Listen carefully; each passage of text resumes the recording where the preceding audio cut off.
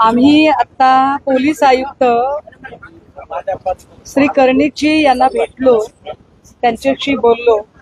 माझ्यासोबत झाशीची राणी प्रतिष्ठानच्या रुपाली ठोंबरे, बिटिया फाउंडेशनच्या संगीता अजित तिवारी, आमचे शिवसेना उद्धव बाळासाहेब ठाकरे पक्षाचे पदाधिकारी दत्ताजी गायकवाड, ऋषी वर्मा, आमच्या महिला पदाधिकारी स्वाती पाटील, असे आम्ही सगळेजण गेलेलो होतो.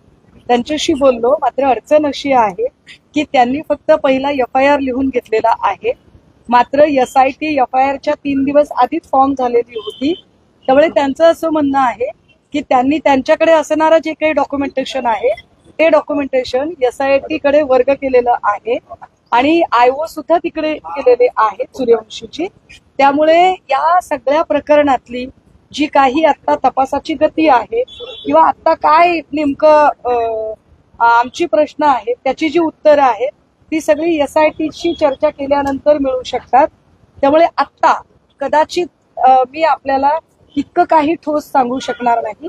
आत्ता प्राईम फेजला फक्त आमचं त्यांच्याशी अतिशय प्राथमिक बोलणं झालेलं आहे आणि त्या प्राथमिक बोलण्यात एवढीच गोष्ट कळलेली आहे की तपास सगळा SIT कडे वर्ग केल्यामुळे त्यांना त्याच्यावर काहीही भाष्य करता येणार नाही.